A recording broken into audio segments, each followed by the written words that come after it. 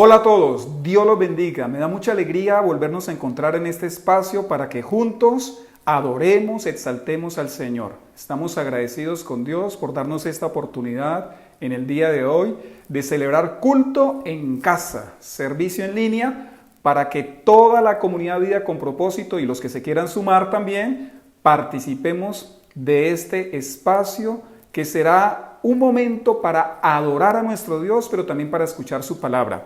Mire lo que dice el libro de Isaías, capítulo 40, versículos 22 y 23. Él reina sobre la bóveda de la tierra, cuyos habitantes son como langostas. Él extiende los cielos como un todo y los despliega como carpa para ser habitada. Él anula a los poderosos. Mírelo. Él anula a los poderosos y a nada reduce a los gobernantes de este mundo. Nos muestra este pasaje el poder que tiene nuestro Dios, aún sobre los poderosos de la tierra, aún sobre los gobernantes. A ese Dios vamos a adorar en este momento. Dispóngase allá en casa, póngase de pie, vamos a orar y de una vez también vamos a cantar a nuestro Dios. Padre, en el nombre de Jesús, gracias por este nuevo día, por esta oportunidad que nos das para que te adoremos y te exaltemos en casa. Gracias porque tú sí eres el Todopoderoso, tú dominas sobre todo. Tú humillas, pero también exaltas, Señor. Gracias porque nuestra vida no la definen los gobernantes de la tierra. Nuestras vidas no la definen los poderosos de este mundo, sino que nuestra vida está escondida en ti, en Cristo Jesús. Te pido, Señor, que nos permitas gozarnos, alabarte, exaltarte, Señor, por medio de las alabanzas. Ministra al que está en casa, Señor, háblale a su corazón. Nos disponemos en esta hora para rendir culto a ti, nuestro Dios y Señor. Muchas gracias te damos en Cristo Jesús. Amén y amén. Con ese gozo y con ese entusiasmo vamos a alabar todos a Dios.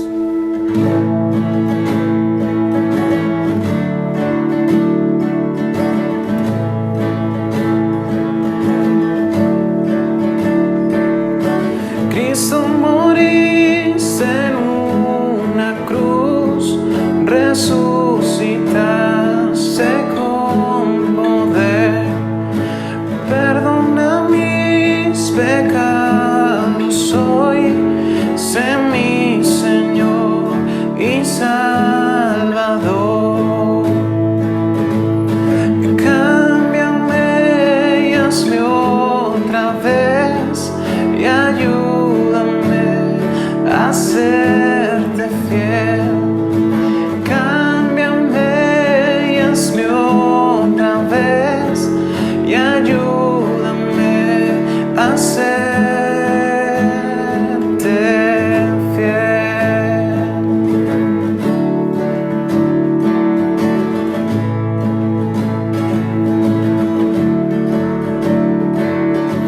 Cristo morís en una cruz, resucitaste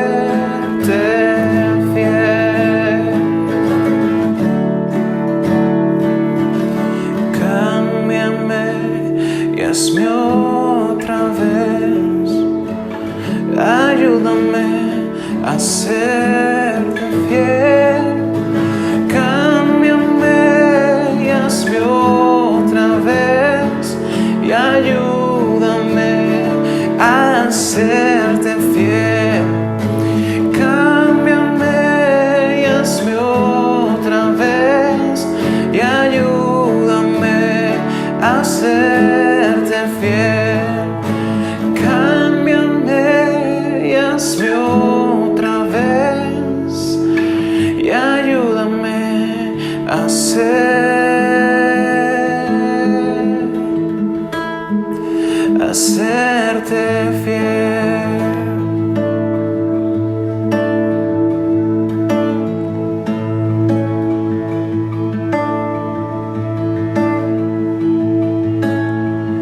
Mi esperanza está en Jesús, en su justicia y en la cruz.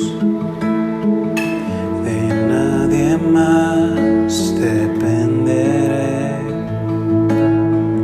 solo en su nombre confiaré.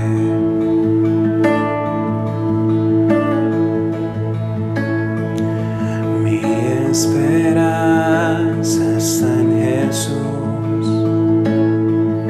en su justicia y en la cruz. De nadie más dependeré, solo en su nombre confiaré.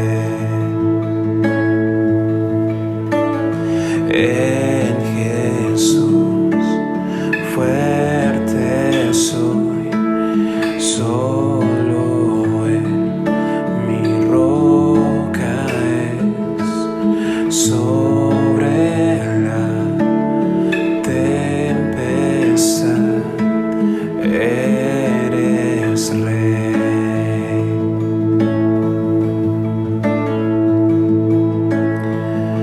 Cuando no puedo ver su faz, sé que su gracia es siempre igual.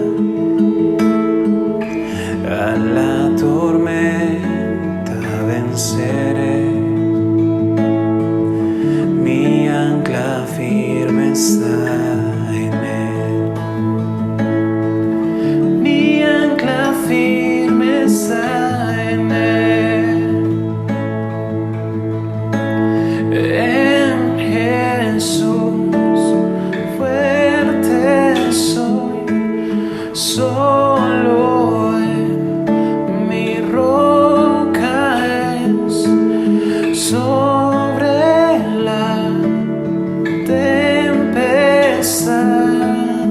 eres Rey.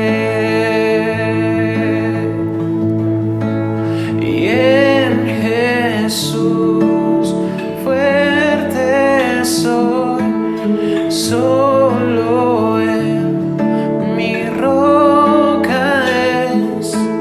Sobre la tempestad eres Rey.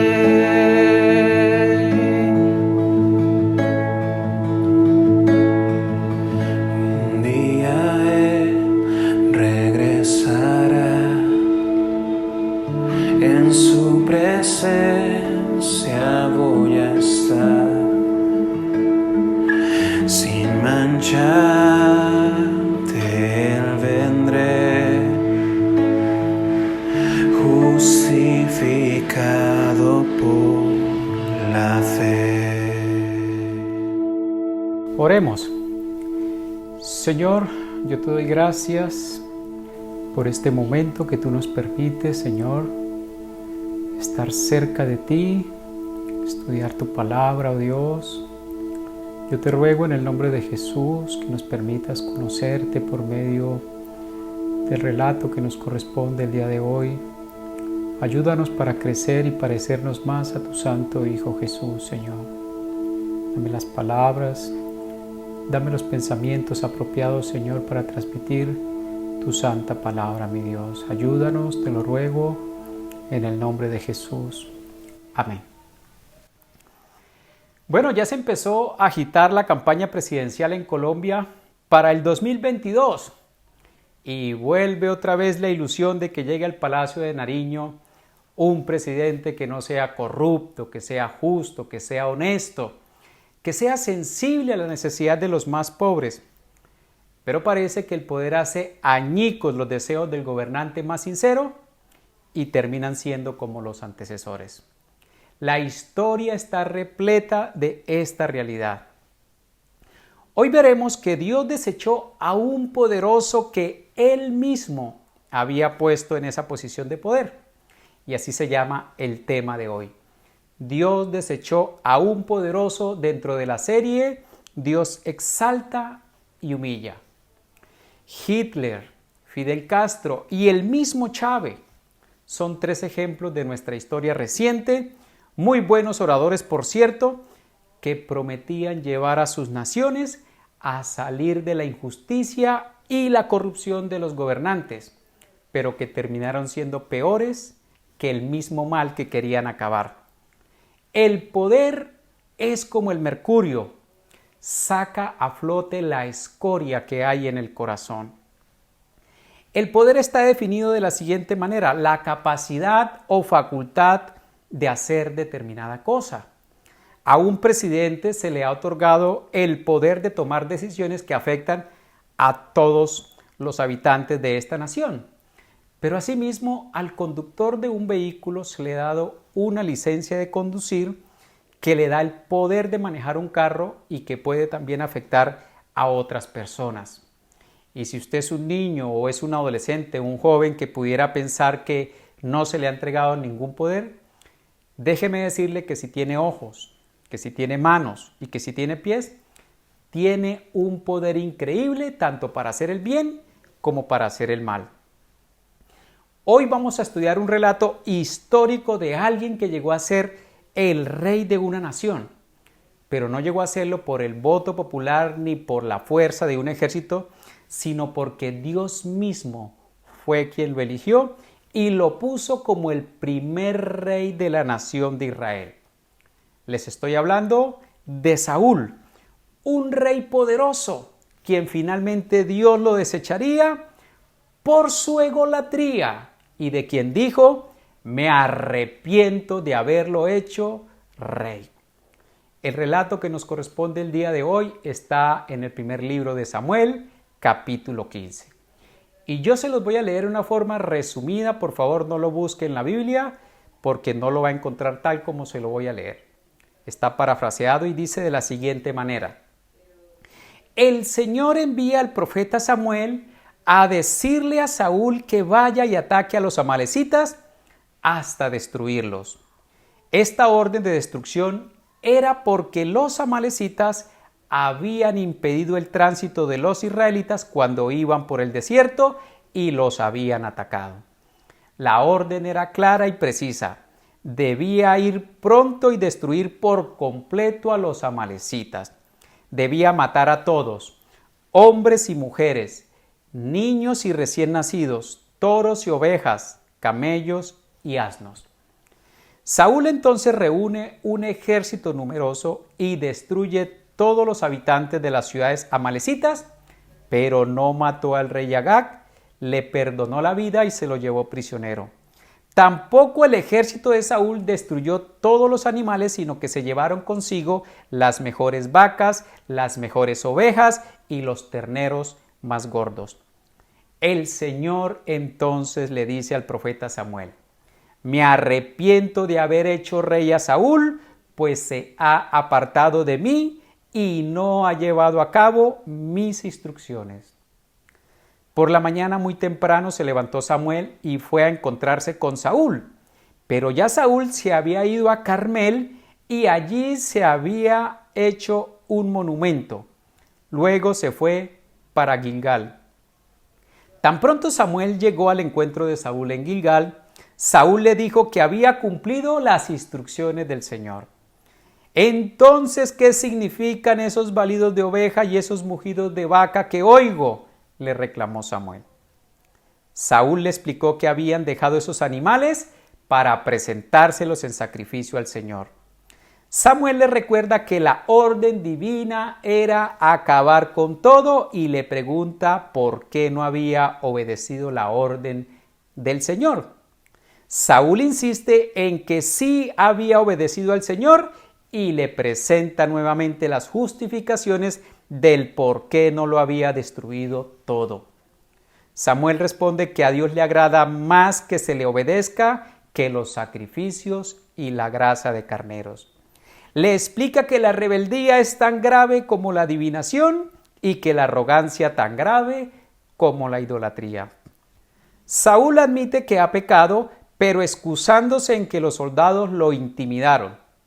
Le ruega por tanto a Samuel que le perdone el pecado y que vaya con él a adorar al Señor haciendo los sacrificios que ya tiene pensado hacer, pero Samuel le responde que no irá con él porque Dios ya lo ha rechazado como rey. Acto seguido Samuel da media vuelta para marcharse, pero Saúl lo agarra del borde del manto arrancándoselo. Samuel aprovecha esa imagen para recordarle a Saúl que asimismo ese día Dios ha arrancado el reino de sus manos para entregárselo a otro más digno que él. Saúl nuevamente reconoce que ha pecado, pero le pide que por ahora le mantenga el reconocimiento como rey ante el pueblo, acompañándolo para adorar al Señor en Gilgal. Samuel decide finalmente acompañarlo y Saúl hace sus sacrificios. Samuel le quita la vida al rey Agag y nunca más volvió a ver a Saúl.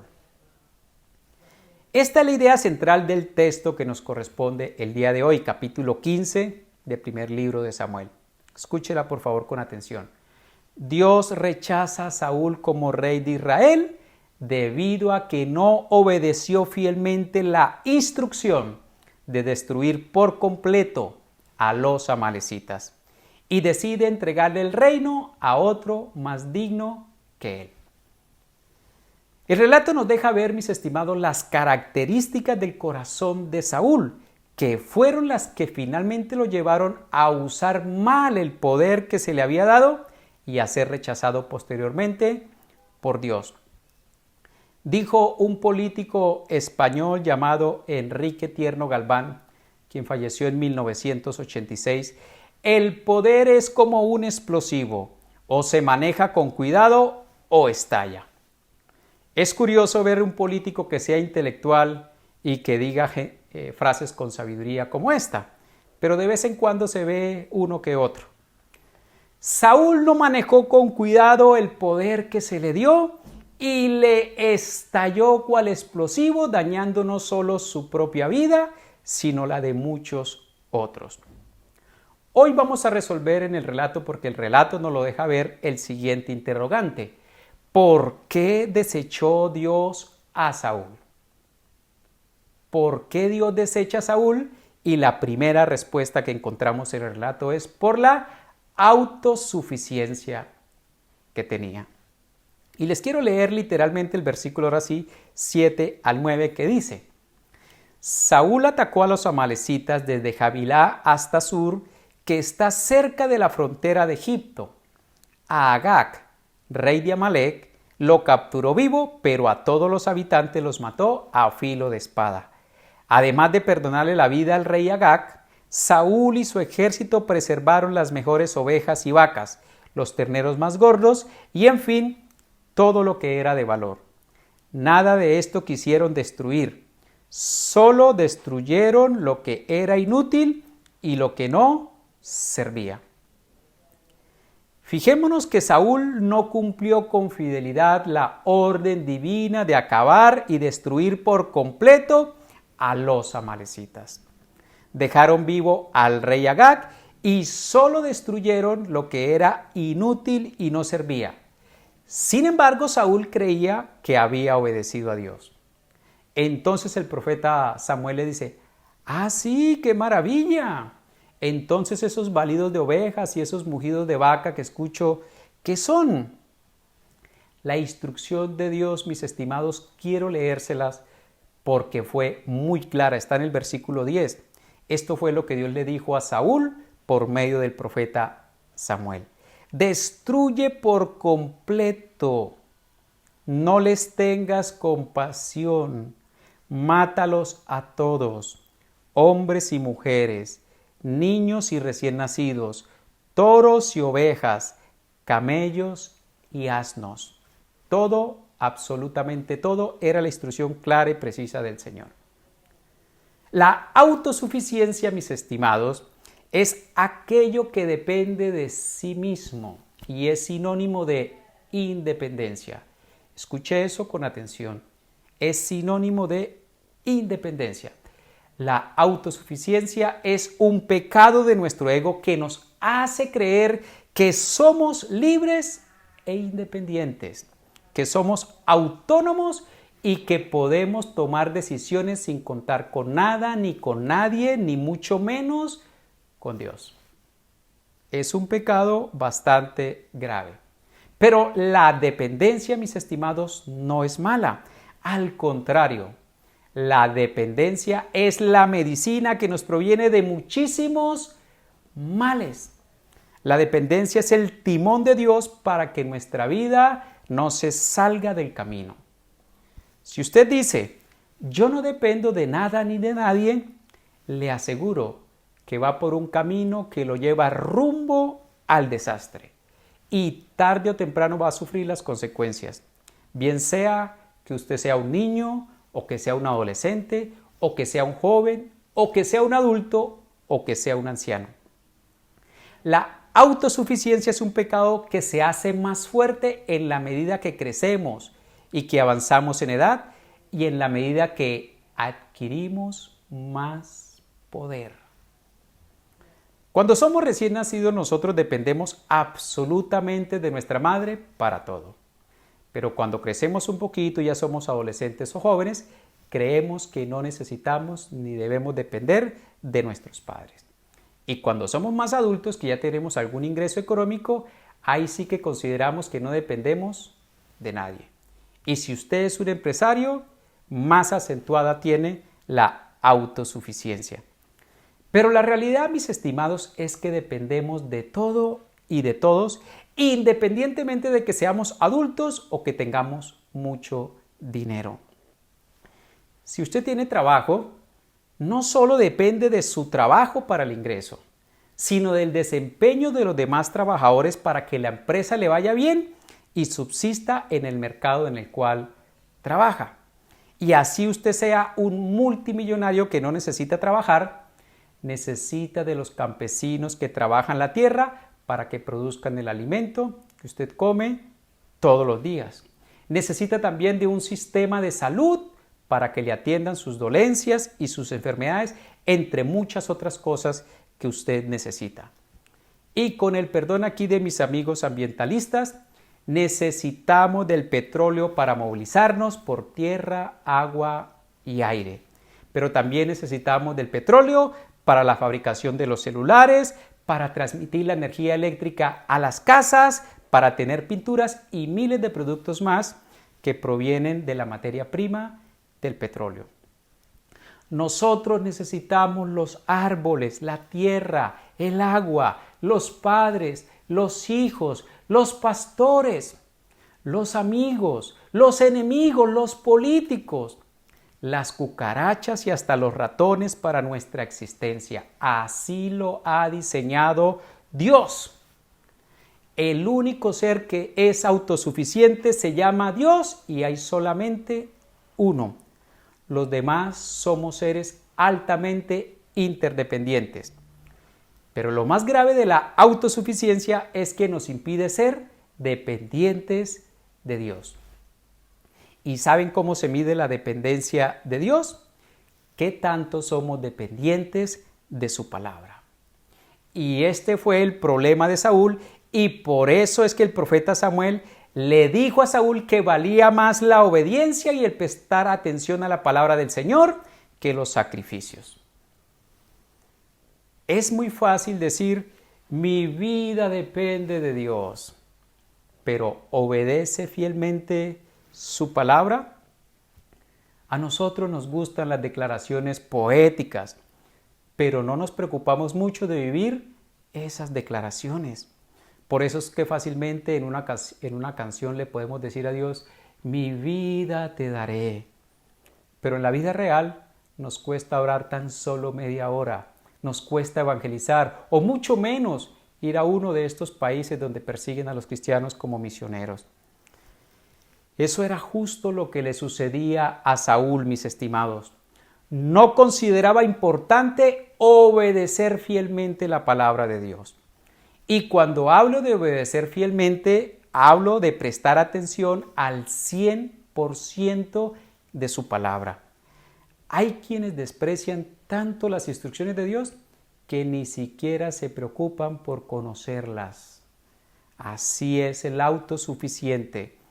Si queremos que Dios nos use, debemos tener un corazón dependiente de la palabra de Dios. Debemos tener un corazón que tiemble y tema ante los mandatos de Dios.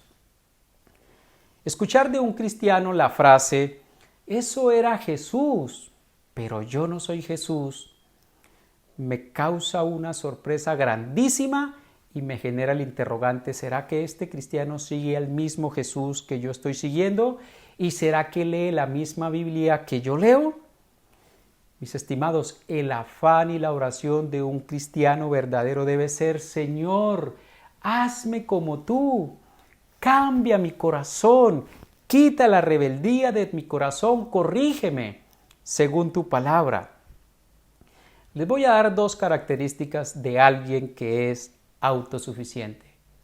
La primera es que poco estudia la Biblia. Y fíjense que hablo de estudiar y no de leer, aunque para mí la lectura es sinónimo de estudiar, pero sospecho que algunos malinterpretan el leer como el mínimo esfuerzo posible a invertir cuando están en un pasaje. Si usted lee un pasaje y no entiende lo que dice, es como si no hubiera leído. No es leyendo por leer que Dios se deja ver. Usted demuestra interés cuando se esfuerza por entender lo que Dios le dice. En estos días pasados me llamó un hermano para preguntarme por un pasaje que él estaba leyendo y que le generó algunos interrogantes. Era un interrogante que solo alguien observador detecta en un pasaje como esos. Qué alegría siento cuando la gente estudia la Biblia de esa manera. A los pocos días me llamó la esposa de este hermano a preguntarme por otro pasaje, también producto de la observación y del estudio de la Biblia. Esto me deja ver que esta es una familia que estudia la Biblia como debe ser. Y la segunda característica de una persona autosuficiente es que poco habla con Dios. Poco estudia la Biblia y poco habla con Dios. Quienes poca oración tienen con Dios están creyendo que pueden vivir con poco de Él. Así no lo digan. Esta es la creencia que hay realmente en su interior. Solo alguien con autosuficiencia cree esto. Pero mis estimados, la vida es 100,000 veces mejor vivida y llevada con oración que sin ella. Entre más oración sincera, mejor mi vida fuera, sabiduría y discernimiento viniera y fortaleza interior tuviera. Voy a terminar este primer punto con el siguiente aforismo. Más dependencia produce menos autosuficiencia. Y la segunda causa por la cual Dios desechó a Saúl se llama la autoexaltación. Recordemos la primera, autosuficiencia, y la segunda, autoexaltación, y de paso les digo, las tres empiezan por auto. Y voy a leerles el versículo 12 y 13. Dice de la siguiente manera: por la mañana muy temprano se levantó y fue a encontrarse con Saúl, pero le dijeron: Saúl se fue a Carmel y allí se erigió un monumento. Luego dio una vuelta y continuó hacia Gilgal. Cuando Samuel llegó, Saúl le dijo: que el Señor te bendiga, hermano mío. He cumplido las instrucciones del Señor. ¿Notan que los autosuficientes tienen un ego tan alto que siempre se están autoexaltando? Incluso cuando la embarran, como lo estaba haciendo Saúl. Saúl estaba levitando por la victoria que había tenido con los amalecitas, pero no sabía que Dios estaba sumamente enojado por la desobediencia de no cumplirle sus mandatos. Lo primero que hace Saúl en su autoexaltación es que va a la ciudad de Carmel y se levanta un monumento. Saúl para nada está considerando que la victoria sobre los amalecitas es de Dios, sino exclusivamente de él. Él buscaba con este monumento que lo recordaran por las generaciones de las generaciones. Lo que Saúl ignora, y lo que creo que muchos ignoran también, es que muchas veces Dios nos da victoria no por nosotros, sino aún a pesar de nosotros. Dios había determinado castigar a los amalecitas desde hacía muchos años, porque habían atacado el campamento de Israel cuando ellos atravesaban por el desierto. Mire cómo dice Éxodo 17:14.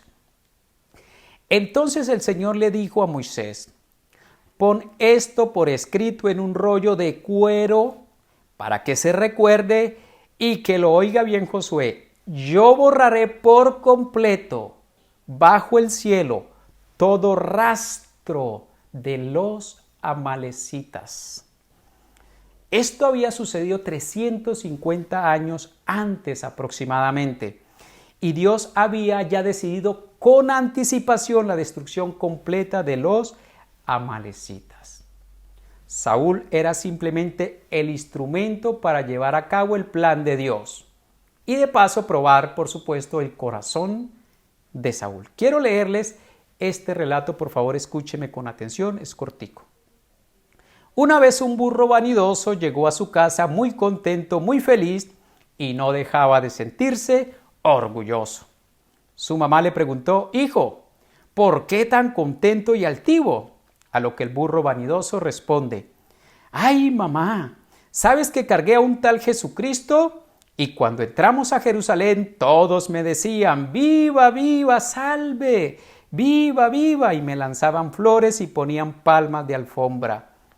Entonces la madre le dijo: vuelve otra vez a la ciudad, hijo, pero no cargues a nadie. Promete que no cargarás a nadie más. Al otro día el burro vanidoso fue y de regreso venía llorando y muy triste, demasiado triste, y le dijo a su mamá: ay, mamá, no puede ser, no puede ser. Ella le preguntó: ¿qué te pasa, hijo? Mamá, nadie se fijó en mí, me echaron del lugar, pasé desapercibido entre las personas y hasta me echaron de la ciudad. La mamá se le quedó mirando y le dijo: eso le pasó, hijo, porque usted sin Jesús es solo un burro. Este es un escrito del señor Jesús Medina Mariño. No quiero bajarle la autoestima a nadie, pero este relato es muy apropiado a lo que la Biblia nos quiere enseñar el día de hoy con la vida de Saúl. Cuando Dios nos use para algo, mis estimados, nunca creamos que Dios lo hace por nuestros méritos. Nosotros solo somos burritos que a Dios le place usar para llevar a cabo sus propósitos. Toda la gloria y toda la exaltación es para Dios. Y lo que voy a decir sé que también causará incomodidad de algunos ególatras, pero mucha autoestima desemboca en autoexaltación. La autoexaltación, mis estimados, conlleva por lo menos 3 cosas. Por lo menos esto. Lo primero que hace la autoexaltación es que nos impide glorificar a Dios de corazón. Le doy la gloria a Dios no con hablarlo, no con decirlo con nuestros labios, sino cuando yo creo las cosas.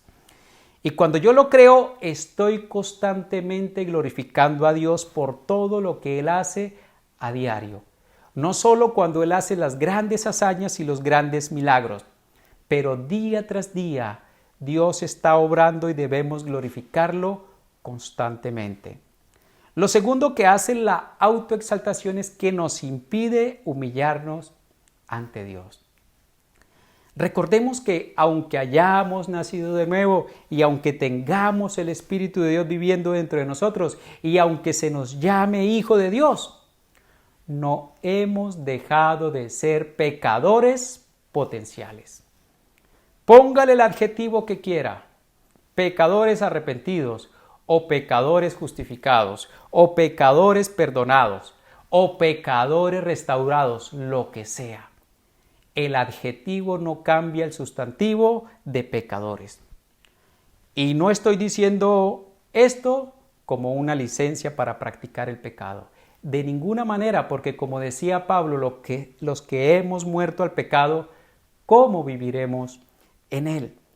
Pero es bueno recordar que la naturaleza pecaminosa sigue aún con nosotros y debemos andar como pisando huevos, con mucho cuidado. Pablo decía lo siguiente: si alguien piensa que está firme, mire que no caiga. En una materia que cursaba en el seminario bíblico, nos pidieron que hiciéramos grupos y le pusiéramos un nombre a cada grupo. En el grupo que me correspondió comenzamos a dar ideas de los nombres para este grupo. Unos decían que leones, otros decían que victoriosos y cosas por el estilo. Mi propuesta para el nombre del equipo fue pecadores. Y adivinen cómo me miraron los demás hermanos, con una cara de asombro y de desagrado increíble. Es bueno recordar lo que aún somos potencialmente para evitar autoexaltarnos constantemente. Y lo tercero que la autoexaltación nos lleva es a impedirnos servir a los demás. Cuando yo me autoexalto, el mensaje que estoy enviando a los demás es: miren para acá, mírenme a mí. Si no están conmigo no son nadie, si no están conmigo no les irá bien, etc. Por eso el servicio es la mejor medicina contra la autoexaltación. Cuando yo sirvo, mi estimado, a los demás de corazón, los veo y los trato como superiores. La autoexaltación es un pecado, escuchen esto los líderes, muy frecuente en el liderazgo. Sí, señores, porque a veces creemos que el liderazgo es para que se nos haga un monumento y nos den reconocimiento. No, mis estimados líderes, el liderazgo es más bien un altar donde nosotros debemos sacrificar nuestras vidas en sacrificio a Dios y en servicio a los demás. La tercera razón por la cual Dios desechó a Saúl se llama la autojustificación. Recordemos la primera, la autosuficiencia, la segunda, la autoexaltación y la tercera, la autojustificación. Y les voy a leer el versículo 20 y 21, dice así: yo sí he obedecido al Señor, insistió Saúl. ¿Cómo no? He cumplido la misión que Él me encomendó. ¿Cómo no? Traje prisionero a Agag, rey de Amalec, pero destruí a los amalecitas. Y del botín los soldados tomaron ovejas y vacas con el propósito de ofrecérselas en Gilgal al Señor tu Dios. En este punto de la conversación, el profeta Samuel ya le había dicho a Saúl, de parte de Dios, que Saúl había desobedecido la orden de acabar por completo a los amalecitas y le hizo la siguiente pregunta que está en el versículo anterior, en el 19. Le preguntó: ¿por qué echaste mano del botín e hiciste lo que ofende al Señor? Y fíjense cómo es la respuesta de Saúl. Nuevamente insiste, porque ya lo había dicho antes, insiste en que sí ha obedecido al Señor y presenta dos excusas del por qué no acabó por completo con los amalecitas como era la instrucción de Dios. Lo primero que dice Saúl fue: traje prisionero al rey, pero destruía todo lo demás. La instrucción era todo. También dijo: maté todas las ovejas, las que traje fueron para ofrecérselas al Señor. La instrucción era destruirlo todo. Y así es todo el que se autojustifica. Siempre tiene una excusa para justificar lo que hace o lo que deja de hacer. Eso es lo que significa autojustificación. Defenderse a sí mismo con excusas. Mi hermano, ¿por qué cayó en adulterio? Ay, no, yo nunca he sido un adúltero, solo que esta vez pues mi mujer no me atendió y la tentación pues me ganó. Usted sabe, mi hermano, cómo somos nosotros los hombres débiles en esa parte. Ay, ¿por qué no tiene el hábito de la oración? No, yo sí oro todos los días cuando voy en el carro a mi trabajo, pero pues sacar un tiempo en la casa, usted sabe, yo estoy muy ocupado por el trabajo y además tengo otras muchas ocupaciones más. Y además usted también sabe que Dios escucha nuestras oraciones en todo lugar, en cualquier parte. ¿Y por qué grita su mamá? No, yo no la grito. Lo que pasa es que cuando ella se pasa conmigo, pues yo le hablo un poco fuerte para que se calme. Ay, ¿por qué no fue al culto? No, mi hermano, yo sí soy fiel a los cultos. Este domingo no fui, fue porque estaba en el baby shower de mi sobrinita. Y la otra vez que tampoco fui al culto fue porque estaba acompañando a mi tía a coger el bus. Ella me visita por ahí cada 2, cada 3 años. Ay, a la Santa Cena tampoco fui, fue porque tuve una discusión el día anterior con mi esposo y todavía estábamos así como un poco indispuestos y eso ir hacia la Santa Cena no es como muy bueno. La autojustificación, escuche esto, nos impide arrepentirnos sinceramente. Para que haya un arrepentimiento sincero debe haber un reconocimiento de nuestros pecados como pecados. Cuando uno suaviza sus pecados y los ve como errores menores, nunca se arrepentirá de eso. Nunca. Saúl quizás consideraba que habiendo dejado las mejores ovejas y vacas para sacrificárselas al Señor, no daba para ser reprendido, sino elogiado, ensalzado. Y traer prisionero al rey Agag era el trofeo de guerra para que el pueblo elevara cantos de júbilo a Dios por la victoria. Pero, ¿dónde quedaba la orden de Dios de destruirlo todo por completo? Quedaba por algo menor al razonamiento de Saúl. Saúl creía que su razonamiento era superior a la orden de Dios. Ahora les hago esta pregunta. ¿Dónde queda la orden de Dios? Escúchenla. Hoy en día, de perdonar a los que nos ofenden y de reconciliarnos con nuestros hermanos que también nos ofenden. ¿Dónde queda la orden de amar a nuestros enemigos, de orar por ellos y darles de comer? ¿Creen que por llevar ofrendas a la iglesia Dios no mirará estos pecados con la gravedad que tienen? Porque ahora Dios no nos manda ni a matar, ni a odiar, ni a tomar venganza de nadie, ya que Jesús llevó en su cuerpo los pecados de todos, los míos y los de mis enemigos, de todos. Debemos aprender esto, iglesia. Escúchelo con atención. Lo bueno o lo malo se juzga no según mi criterio, sino según la palabra de Dios. Por eso la importancia, una vez más lo insisto, de conocer la palabra de Dios y prestarle mucha atención a sus instrucciones para obedecerlas. Pongámosle mucha atención a la palabra de Dios. Este fue el mismo error también de Eva. Se dejó convencer con argumentos que tomara del fruto del árbol prohibido y no consideró la orden de Dios que clara y precisamente le decía no tomar el fruto de ese árbol. Los cristianos debemos aprender a temblar ante la bendita palabra de Dios y no autojustificarnos cuando la violemos.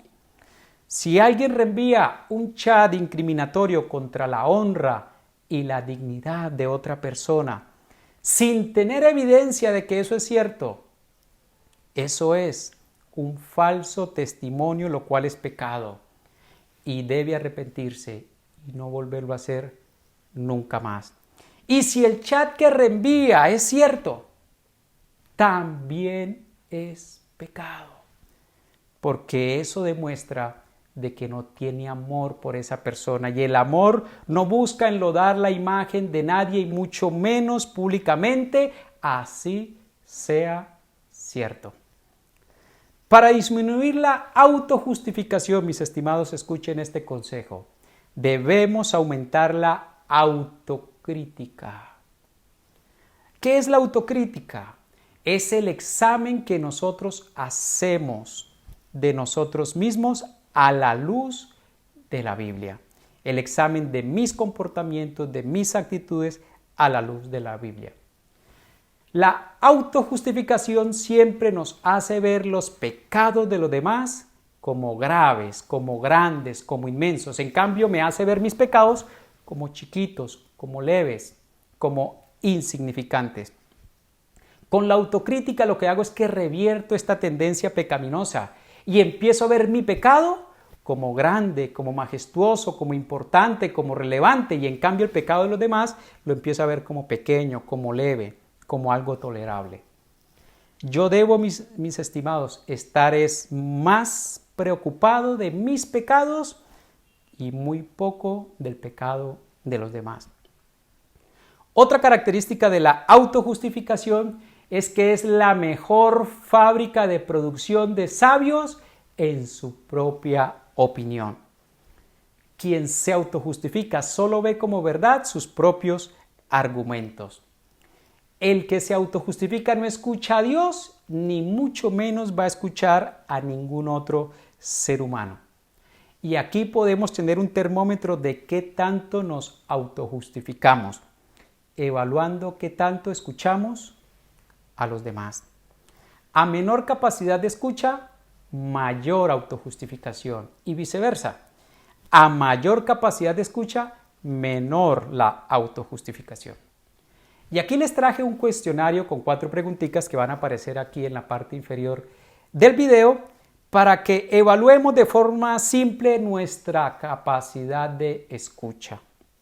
La primera pregunta es: ¿valoro cuando me dan consejos o sugerencias así no esté de acuerdo? ¿Lo valoro? Responda sí o no. Y asimismo las otras 3 preguntas, solamente sí o no, allí lleve usted su cuenta. Segundo, ¿busco consejo cuando tengo decisiones difíciles que tomar? ¿Acudo a otros?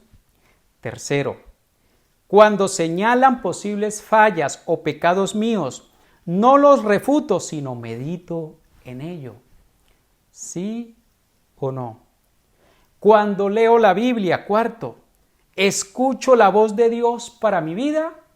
¿O es de los que siempre está pensando, ay, este pasaje fuera para mi hijo, para mi papá, para mi esposo, para mi esposa, para la iglesia? Si su respuesta es sí a estas 4 preguntas, déjeme decirle que tiene una muy buena capacidad de escucha y no es candidato al pecado de la autojustificación.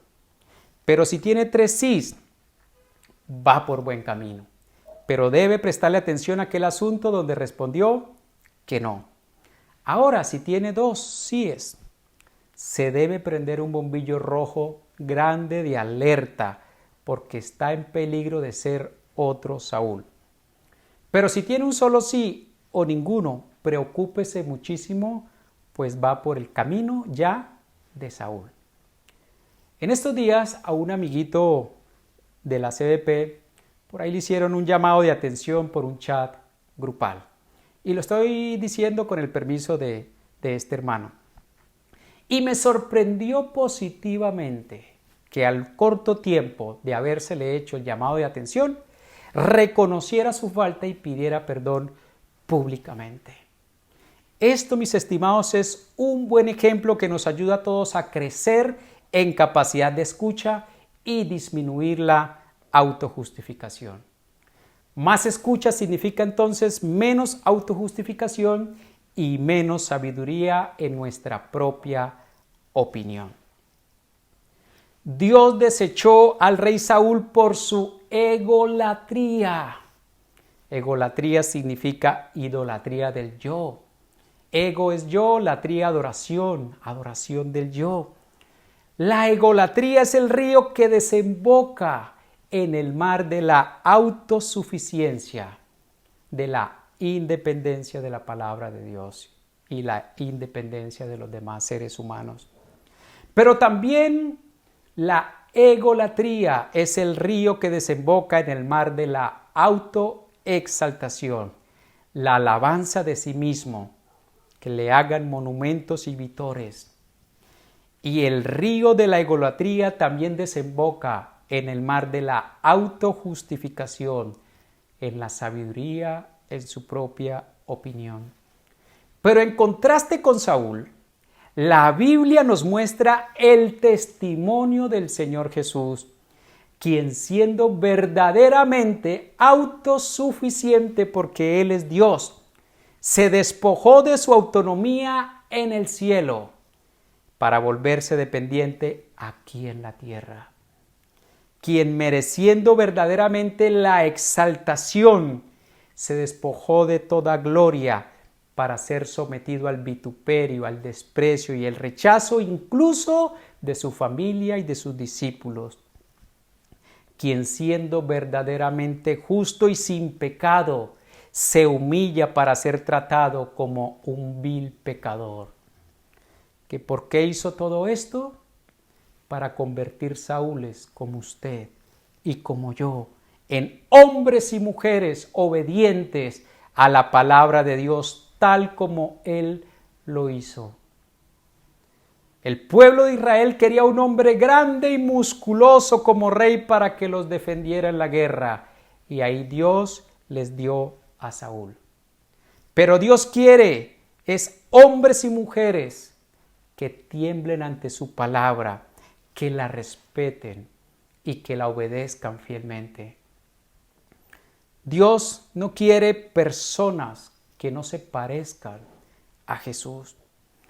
Esforcémonos, mis estimados, para estudiar la Biblia y conocer a Jesús. De esta manera sacaremos el Saúl que todos llevamos dentro.